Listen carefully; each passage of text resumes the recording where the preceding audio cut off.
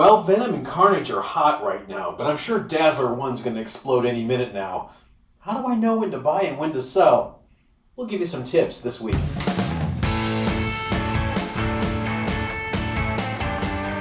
Hello and welcome to Bronze and Modern Gods. I am John, and as always, I am joined by my best buddy, Richard Brown. Hey, I got it Hey, right. you got it right that time. Awesome. Hi, Yeah, John. How are you doing? I'm all right. It's nice to be back. A lot has gone on in the community. Lots of live sales happening, lots of stores reopening. I won't even mention DC Comics and Diamond. Oops, Oh, yeah. I did. Oh You well, did. what are you We're gonna gonna do? we're gonna talk about that. I think everybody else is talking about it, so we can stick to what we know best, which is That's not, probably smart. That's probably smart. which is not being a retailer of a store. Before we get started, I want to remind everybody, please follow us on Instagram and Facebook at Bronze and Modern Gods on both. And if you're watching this on YouTube, give us a like and subscribe. We'll love you for it. And if you're listening to this on your favorite podcast platform, leave us a quick review on that as well. We love you. And this week we're talking about stocks. Well, kind of when to buy, when to sell your comic. If you are an investor, if you are one of those collectors that likes to flip things and do things, we're going to talk about that today. Some things we've learned, some things we've learned the hard way, and we will hit all that. But first, we're going to talk about the hot Bronze Age book of the week. So, Richard, I have to tell you, I came into this one super cynical. And then I did a little research and I was kind of like, okay, maybe it's not as bad as I thought it was. So, we're talking about Special Marvel Edition number 15, the first appearance of Shang-Chi, the Master of Kung Fu. This book is somewhat on fire right now because of the upcoming movie that's coming from the MCU. And I just know stories from years and years of collecting about just warehouses full of this book being discovered, where they just found some old distributors' warehouses that just had stacks and stacks of this book. And of course, there's tons of, in my mind, there's tons of copies out there. And so I kind of said to Rich when we were talking about what we're going to talk about this week, I was like, I'm going to tell everybody the truth about Special Marvel Edition 15, the dirty truth. Because, well, right now, the 90-day GPA on this book for a 9.8 is $4,600. I mean, Wow. that's nothing to sneeze at. No, definitely. And I know people hoard this book. I know there's plentiful supply. If you go on Instagram, you'll see people, or even the old CGC forums, you'll see people posting like, here's my Special Marvel Edition 15 hoard, and they'll have multiple pictures of like slabs and slabs and slabs of this book. And then I thought, you know what, before I dig my heels in and I tell everybody that this is not a good buy, I better look at the CGC census. There are just 94 9.8s on the census. Wow. That's very, very reasonable. So while this book may be plentiful in 9.0 and above, and believe me, it really is, 9.8 is genuinely a scarcer title. It has a black cover. It picks up every imperfection. And, it kind of goes back to that thing that we talk about a lot on this podcast, where some of these books, like Eternals and things like that are super hot now, were quarter box fodder and dollar box bin stuff for years and years. So, not a lot of high grade copies have survived. And, Master of Kung Fu was a book that ran 125 issues. It ran all through the Bronze Age into the Copper Age. It was very critically acclaimed. It was never a big seller, but it wasn't, a Spider-Man print run type book. It was really on the lower tier of the Marvel books that were coming out in the 70s and early 80s. So, there's not a lot of high grade copies of 15. Mea culpa. I came in with, an agenda and doing a little research. That's why we do the research. We learn things, and I learned things. So, okay, I'm not going to trash this book this week. Yeah, but I think your concern was justified. I mean, there is a history of certain titles, find people finding backstock in old warehouses. in mint condition because they're still sitting in the boxes that they were in 30 years ago. There are certain titles that definitely have a large number of found issues in great condition, and it's a concern when you're looking at those higher end books. What's good is if you go on to, and I'm going to try to find a link and put it in the description if it's still up. Mile High Comics' old blog, where Chuck, the owner and founder, talks about things, finding the Mile High collection, finding the Mile High 2 collection. He talks about going into a warehouse that was literally stacked up to the ceiling of the warehouse with comic books.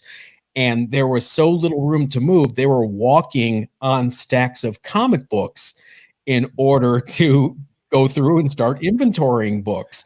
And this was one of those books that was in those multiple warehouse finds. So I did come in, with an attitude. Now, with the facts, you know better. I know. Sorry. Okay, so go buy a 9.8 if you want to. I don't care. Do what you like. No, just know that it's not like Spider-Man 300 where there's I don't know the number off the top of my head, but like 1,000 9.8s. This is a really scarce book at 9.8. So yeah, and the ratio between the 9.8 and the other grades is a significantly small number. That small ratio means that there's value in that book. It's a hockey stick. 9.6s are going for about 1,400 to 1,600. So for that to go $3,000 up for a 2.2 bump is nothing to sneeze at. So if you see one and you think it's going to be hold its value, go for it. But that's what we're going to talk about right now. It's our main topic, is when to buy these books and when to sell them. And this is a perfect example of one of those things, and that is movie hype. Richard, you want to tell people about movie hype? Yeah, there's always a spike as news comes out. The internet is always ablaze with news from Kevin Feige and Marvel or from DC about properties that are being optioned or movies are starting to shoot.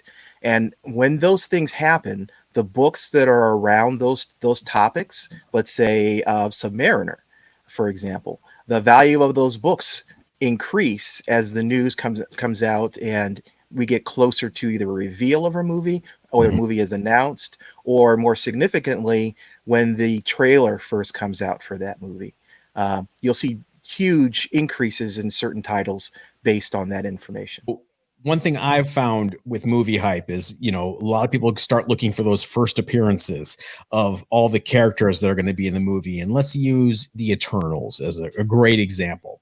So here's what we know about the Eternals movie coming. We know it's going to have the Eternals. So number one, the first appearance of the Eternals, obviously a key book. We know it's going to have Cersei in it. So Eternals number 3 for Cersei is a key book. We know it's going to have Druig in it. I'm not sure what the first appearance of Druig is. I think it's number 12. That's a hot book. And for some reason, it's going to have the Black Knight in it. Okay. I don't understand that. Sure. Yeah. I'm not writing it, but okay. So you see these books catch on fire. And so one thing that people do is they grab the books, these first appearances, these keys, and they wait for that first trailer to drop. In my experience, when the announcement's made, you've got these peaks. The announcement's made, everybody goes crazy for the book. eBay, the entire inventory disappears overnight. You start seeing people pressing and flipping. And then the trailer drops and you see a lot of people all of a sudden selling and a lot of people in a frenzy to buy. There's not enough inventory. So that's another peak. And then when the movie opens, the week the movie opens, you see another lack of inventory. You see another feeding frenzy for the book. Mm-hmm. Then the movie opens. And what happens after that? Let's talk about the first appearance of Carol Danvers. Let's talk about Ms. Marvel #1. Yeah, to me, if you wait until the movie actually is in theaters, you've waited too long. You've got to ride that crest and not be on the bottom side of it. By the time the movie comes out, regardless if the movie is successful or not, really, that wave of the fear of missing out, FOMO, has passed, and those peak values, those peak prices that you can get for that book are going to settle down to something more reasonable. And then as the movie goes through its normal life cycle, we'll start to trail off. As you mentioned, Carol Danvers, Miss Marvel, she had a tremendous drop once the movie came out. So And it was a good movie, and it still happened.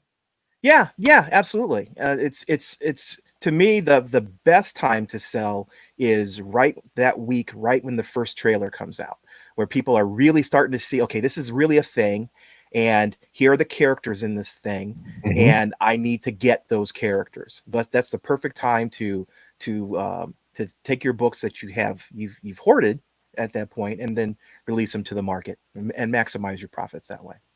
And I also think one thing you have to decide is, what are you doing? Look in the mirror. Take a cold, hard look at yourself. Am I getting these for my personal collection, or am I getting these to flip and sell? Flip and sell, go with it. Just make sure you're doing it smart. You're buying low and you're selling high, just like stocks. If it's for your personal collection, try to get in as early as you can. Don't put it off. I'm doing that right now. To bring back one of our favorites here on the podcast, Quasar. I love this Quasar. Sorry, folks. I'm making sure that I have Cap 217, which is the first Wendell Vaughn as Marvel Man / Quasar. I'm getting Incredible Hulk 234, which is the first time he calls himself Quasar. I'm getting these books now. So if he does appear in the next Guardians of the Galaxy, I'm not going to be left out in the cold paying way, way overinflated prices, which is already happening. People are already speculating Quasar is going to appear in this movie. So I got a lot of competition trying to get high grade copies of these two books that were just ice cold 5 years ago. Right. You kind of have to look ahead, skate to where the puck is going to be, not where it is. For example, 2 years ago, I started buying up Ultimate Fallout 4. I'm a big Miles Morales fan, and it just made logical sense to me to collect those books. And then I noticed that, it turned out I was able to buy second prints for $4 to $8 a piece back then, because they just had not hit that sweet spot yet in terms of the market.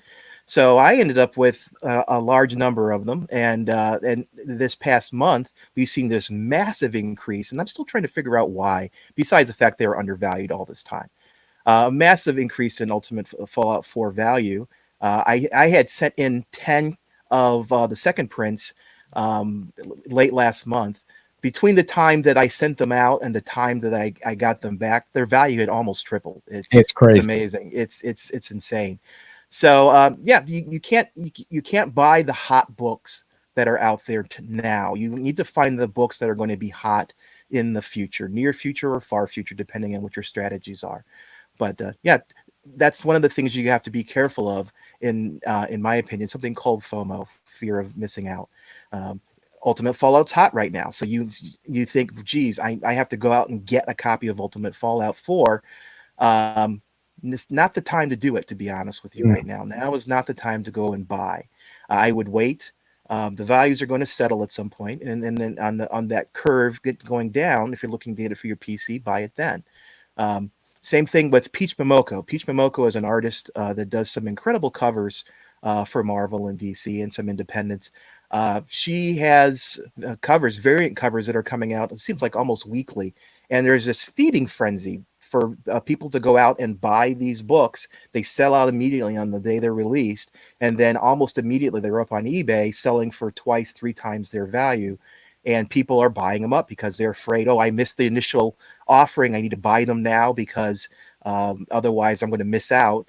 And what they don't realize, if they just wait a month, 2 months, more than likely those books are going to either settle in price or decrease in price because of the trends for those store variants. Unfortunately, they don't hold their value as well as other key books.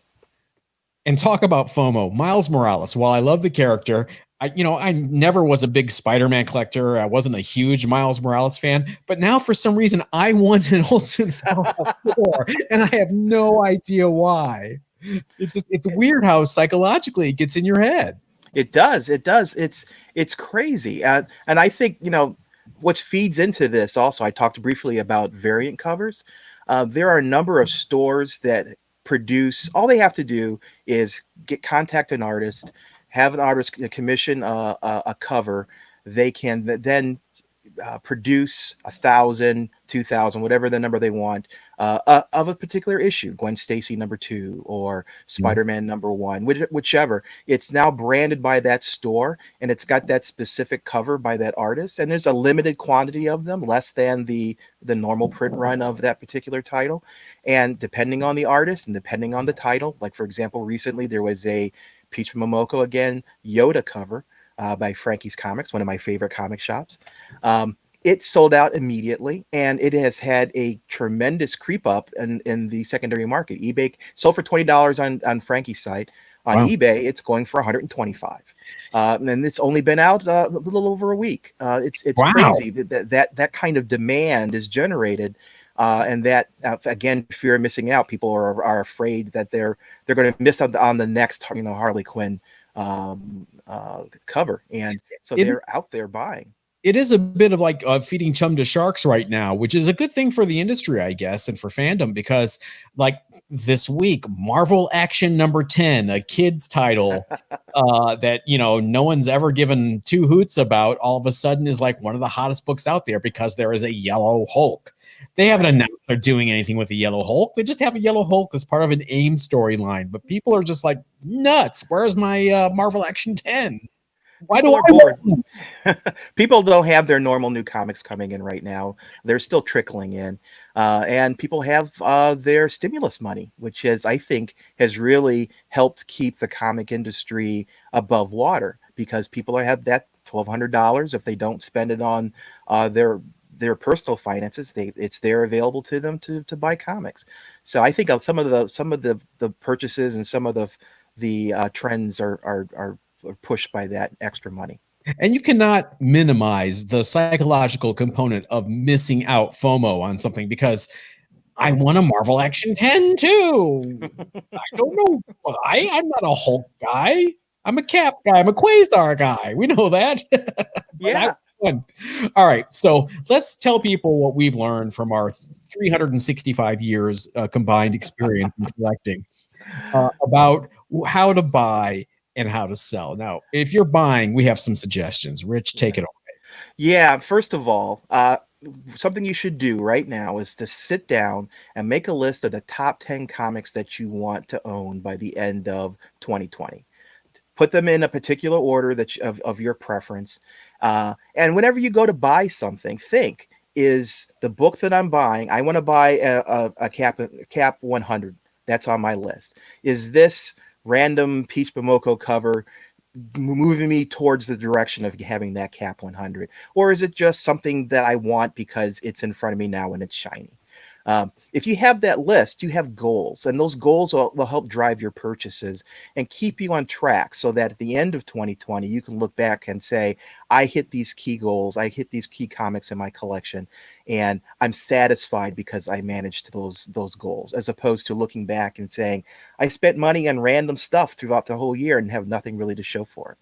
It would not be a Bronze and Modern Gods podcast if I did not mention Susie Orman. Now, Susie Orman, you're right, you to create a spreadsheet of every single one of your expenses and your debts, and everything from your cable bill to food and gasoline for the week, everything, and then versus what you are bringing in.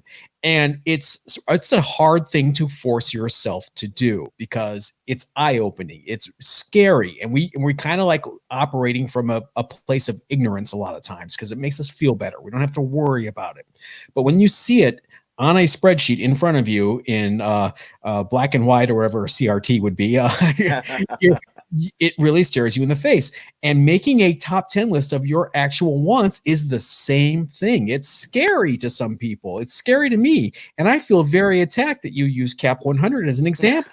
Because I'm looking for that book. So it is a great exercise, because you then are forced to focus. And not to say you can't buy your Peach Momoko, but are you going to flip it and make a profit so you can put it towards that top 10 list? Great.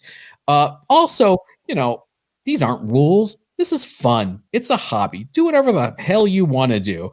But we're just telling you, if you want to really focus, this is a great exercise. And it's such an obvious thing to do, but we don't do it because we're scared. We love just like walking into a show when there's a show and saying, I'm just going to look at all the stuff. Richard, you went to the California Comic-Con in January with me. You had a goal. You wanted one book and one book only. You wanted a Fantastic Four #5, First Doctor Doom. And I got to tell you, you focused like a laser on this thing. And what did you walk away from the show with? With my Fantastic Four #5. Yeah, it took the entire show, 2 days of me asking every single booth and talking to every single person. And I have to give a shout out to Golden Age Guru. He actually turned me on to the guy who had the one copy, it seemed like, in the entire show. And he wasn't even a dealer at the show. He wasn't. He was just walking by, and he just yanked him out of the crowd. And he happened to have the grade that I wanted for the amount that I wanted to pay. It was meant to be.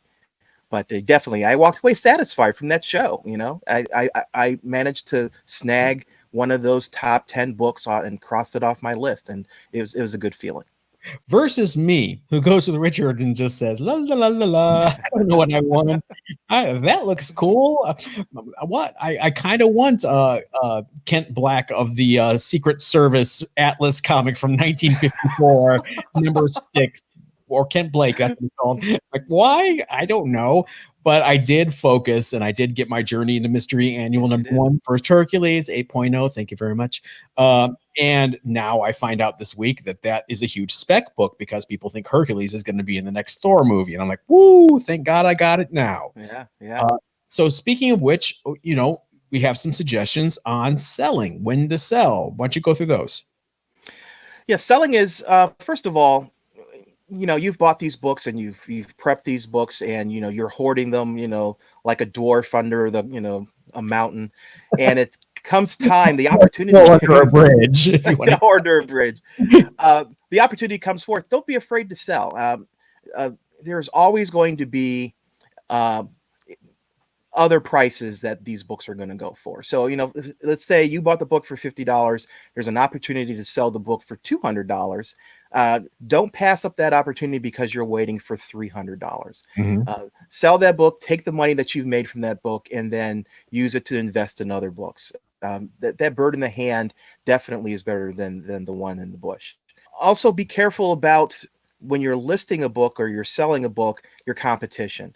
In some titles, there may be, if you're selling, for example, an Amazing Spider-Man 238, First Hobgoblin, there may be 30 other books out there for that particular title, and that's going to really dilute the buyer pool. Buyers going to have so many choices that it may not be a good time to sell that book looking at your competition. If your competition is priced lower than where you want to be, and you're not going to make a profit, because remember those eBay fees if you're selling on eBay, for example, then, you know, hold off. Wait until those books sell off, the books below your threshold, and then list the books when it's more favorable to you. So keep an eye on your competition and on the market and the market prices, and you'll do good. And can I be everybody's dad for a second? If you're under 30 or even under 35, I have sold my entire comic book collection twice in my life. And I've had to do that for economic reasons. I was in college the first time. I needed a new car. I had rent. I was living on my own. I was just out of the army, and I had 45 long boxes. And guess what I did? I sold every single book for pennies on the dollar, but I got a brand new truck out of it. I was able to finish college, everything. It was great. And so I started collecting again. And I even opened a comic book store at that point there, where Richard was one of my customers. Yep. And I amassed a huge collection again. And then I had the opportunity to move to Southern California and take a really good job doing what I love to do. And I had to come up with the money to move. Guess what I did? I had to sell all my books again. So look at reality. I hate to bring everybody down on a comic book podcast about the fun of the hobby, but if you're broke and you need to sell your books, that's kind of why you bought them. You keep telling all your friends and families, these are good investments. These was one day I'm going to sell all these. Well, guess what? If one day comes, it's here. If you got furloughed from COVID-19 and you're having trouble making things meet, open up that eBay store, start that IG account. You've got a flow. And that's why I've always loved this hobby. Not only do I love the books, do I love the art form, do I love the creators, I love the fact that if something happens, I got something to fall back on, believe it or not. And nothing is irreplaceable. Well, most things are not irreplaceable in your collection. That Fantastic Four #5, I could sell tomorrow, make a profit, and then in the future, my situation may change, and I could buy another one. These books are mass produced, so unless Do you know it's how many Avengers 4s I've owned? Yeah. I have. I've owned plenty, and I can own another one again. Sorry, I didn't mean to cut you off, but I'm just agreeing with you. Life is important. Right. Comic books are things that can be replaced. So don't be afraid if an opportunity comes up, you need the money, or if you want to sell certain books to buy another book. Don't be afraid of doing that kind of trade of resources for one thing for another, or even trade books. That's something else that we haven't really talked about. I happen to trade a Hulk 181 for the Fantastic Four #4 that's on the wall there. There's always different ways that you can manipulate your collection to your advantage. Don't be afraid of any of them. Exactly. Okay, so dad mode is now turned off. Pretend I'm tousling your hair and saying, "Okay, go on, get out of here. Go have fun." And speaking of fun, I think we have to talk about our shirts of the week. We haven't done that yet. Why don't you show everybody your comic book shirt, your nerd shirt of the week? My nerd shirt of the week is... Where are you getting these? Avenger 196. Yeah. This is great. This is a great shirt. Taskmaster. He's going to be in the new Black Widow movie whenever that comes out. Are you actually using your press to press t-shirts? That's coming. That's coming. No, I have a secret. I have a secret source for these shirts. I can see that. Okay. Fine. Don't share with the group. Create FOMO. My shirt this week is Howard, and it is Howard for president. That's all I'm going to say about that. Love Howard. Love Howard. If I could vote for anybody for president this year, it would be Howard the Duck. All right.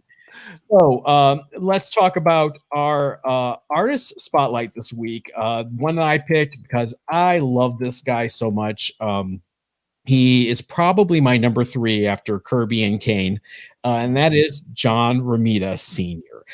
John Romita Sr. was one of the early architects of the Marvel Universe, came on a little later than Ditko and Kirby, and boy, did he make a splash. He was actually a romance artist for DC throughout the 50s. He did Captain America in the 50s as well. When the 3-issue run for Atlas, he was the primary artist, and it was really kind of a scratchy Milt Caniff kind of style. And then when he returned in the 60s, he had a super slick, polished, professional look that was honed by doing all those, believe it or not, romance comics that he was doing. And he took over Amazing Spider-Man from Steve Ditko when Ditko famously skedaddled after issue 36 or 37, whichever it was. And you look at these first Romita issues of Amazing Spider-Man, you can kind of see him trying to imitate Steve Ditko quite a bit in the inking, especially in some of the poses. And it just beautiful. He kind of found his own voice on that book. Known for drawing just the most gorgeous women. He was the first person to draw Mary Jane Watson, who had previously appeared in Shadows at that point. Created and drew, or not created, but drew Gwen Stacy, that immortal Gwen Stacy with the headband that she's still wearing in 2020. Yes, she is. Can you wash that headband, Gwen? I'm sure it's rinked. It's got a ring.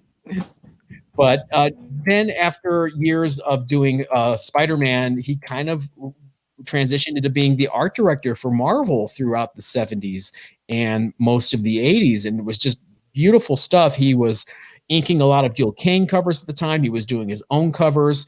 He had a great run that my personal favorite is he had a quick run on Captain America in the very early 70s. That is just beautiful. He was penciling and inking it himself. It was gorgeous. And then he continued doing just these iconic covers for Marvel, especially on Captain America, which is the book I grew up with. He was inking Kirby on the covers. He was inking Gil Kane. He was redrawing a lot of faces to make them on model, which, kind of rankles people, especially in the Gil Kane Facebook group. Every time there's a Kane Romita cover, people always leave comments like, another one that Romita ruined. And I'm like, I think it looks good. But that is our artist of the week. What's your experience with Romita's art, Richard? Oh, he's done some of my favorite Spider-Man covers. Number 50, for example, with those beautiful reds, that deep red cover that no one else has duplicated that particular artistry. He did the first Rhino. That's one of my favorite covers. Spider-Man 238, the first Hobgoblin, Spider-Man 100. The list goes on. And when you think of, at least to me, when you think of Spider-Man, you think of John Romita and his long run and the mark and stamp that he put on that title. It was beautiful, and he was also the first artist on the Amazing Spider-Man strip, and it showed. I mean, that's kind of what people expected that book to, or that character to look like. So for it to reach a mass audience through newspapers, Romita was really an important part of that. And Ditko had his style of his own where it was quirky and strange, and Spider-Man was kind of creepy. And Romita kind of sanded off the rough edges, right? Made it super and accessible. Spider-Man was kind of boneless in certain positions, and he was great, and he was one of the greats of Marvel, and he's missed. So we love you, John Romita. So let's move on to the underrated book of the week. Speaking of Spider-Man, my underrated book of the week is Peter Parker, The Spectacular Spider-Man #1. Now, again, knowing my rants about huge print runs and books that are not scarce, why would I call this book underrated? Well, just for that very reason. I think it is very underrated in the fact that it was the first new solo Spider-Man title ever after Amazing Spider-Man. You had Marvel Team Up as a Spider-Man title, but you always had to deal with like the Son of Satan or someone, tagging along. So in 1976, Gary Conway and Sal Buscema launched Peter Parker, The Spectacular Spider-Man as a series. And so it was kind of a mind blower to have two brand new ongoing Spider-Man books at the same time. And for an 8-year-old kid, this was a big deal. Whoa, there's another Spider-Man #1, one that I can actually get on the ground floor of and buy and get every single issue. And it was kind of an event back then. And it was a long-running book. It lasted 264 issues from 1976 to 1998. The original focus, the reason why it was called Peter Parker, The Spectacular Spider-Man, is it was supposed to focus on Peter Parker's personal life more than the Amazing Spider-Man title and the supporting cast. That kind of went out the window the minute Gary Conway went over to DC. So it just became another Spider-Man book. But there are some key issues in this run that you might want to look out for. Number 27 and 28 are the first time Frank Miller ever drew Daredevil.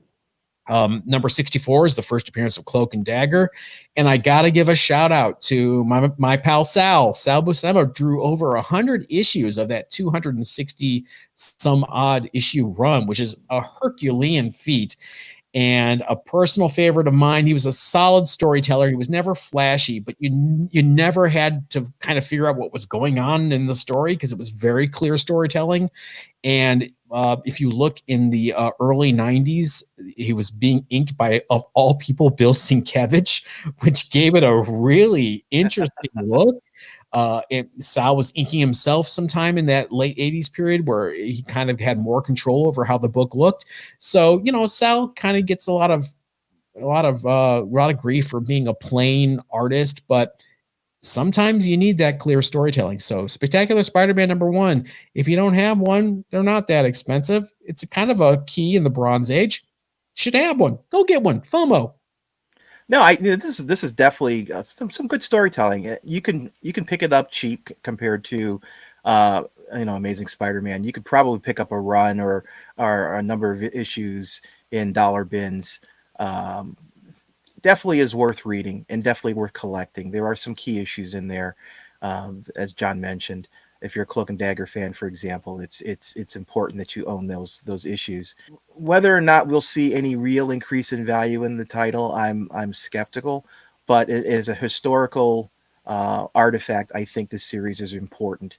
As John mentioned, it was the second Spider-Man title. When you went to the comic book store, you bought ASM, and then you bought Peter Parker too, because you wanted to read more Spider-Man. There was no such thing as too much Spider-Man back then.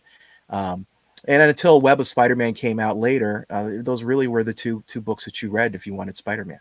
I think that's kind of what killed the uniqueness of it, because then you had Web of Spider-Man, you had the adjectiveless Spider-Man, you had Sensational Spider-Man, you had Aunt May's nephew Spider-Man. I mean, there was just so many Spider titles that it lost its kind of unique flavor. But I love that book. I love that first issue with the yellow background and the tarantula just like flying at Spidey. I remember buying that off the newsstand at Lawson's. But that's that cover is a copy of a color cover from Amazing Spider-Man. I can't remember the exact issue.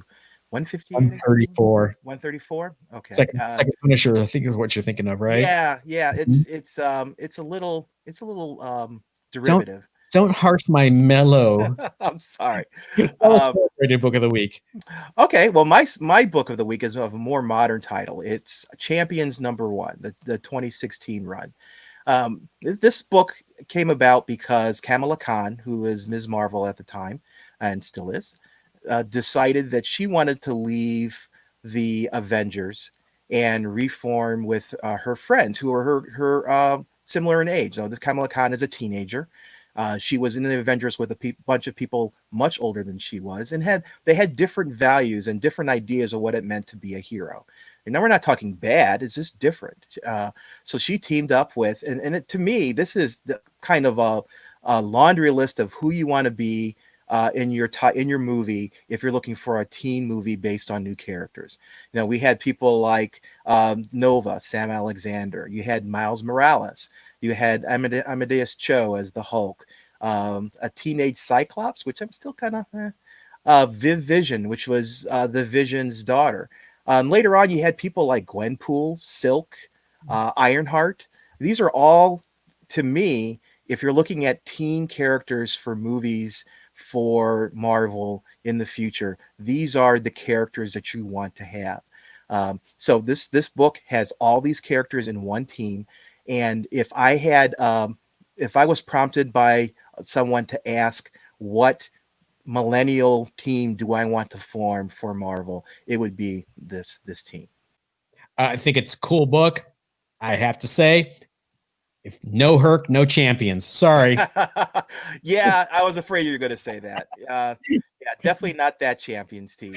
I'm kind of joking. The original Champions book in the 70s, if you guys aren't familiar, was just one of those weird hodgepodge books that was like, it was Hercules, Black Widow, Angel, Iceman, and what the hell, Ghost Rider. What reason do these 5 characters have to be together other than to help meet a quarterly sales goal for Marvel? There's no reason.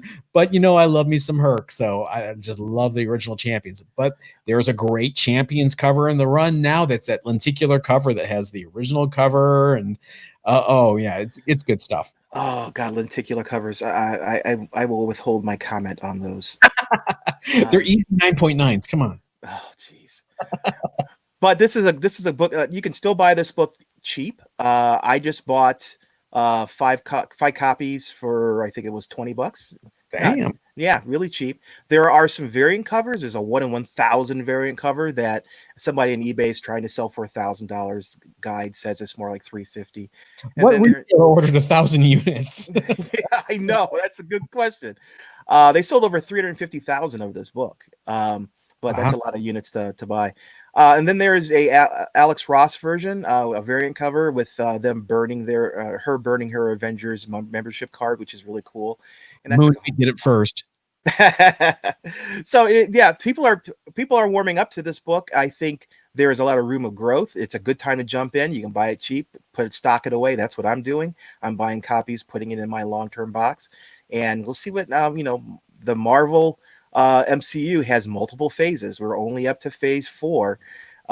We don't know what's coming in 5 and 6. We don't even know what's in 4, to be honest with you.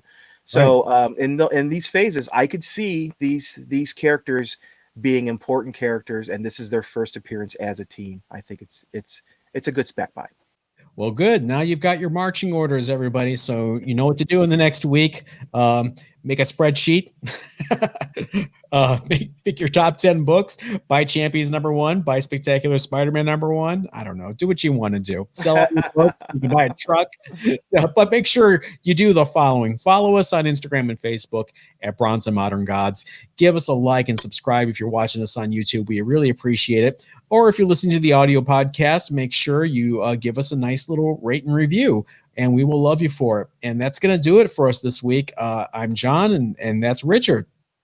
That's Richard. Have a good week, everyone. Bye-bye.